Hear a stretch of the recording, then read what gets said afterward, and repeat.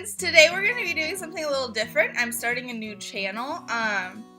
It's going to be exclusively about art and how to do art, and I'm really excited to do it because I just have this really good feeling that it might be able to take off and it might help some people with their like art anxiety, I guess is what I would call it.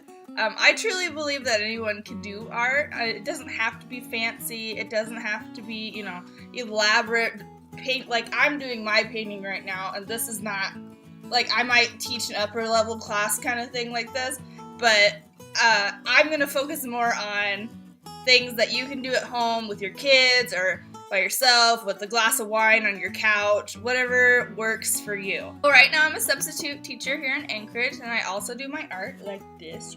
Ooh, ah. I particularly like to go to schools and teach the art class when I can. Like here in about half an hour I'll be leaving for a school to do that. So I do have some experience with teaching art and helping, you know, kids especially with art, but I really think that anyone can do art. Anyone can paint, anyone can draw, which is part of the reason that I made this channel, because I don't know, I like to help people like bring out that artist in themselves. I've got my patron saint of arting, Bob Ross.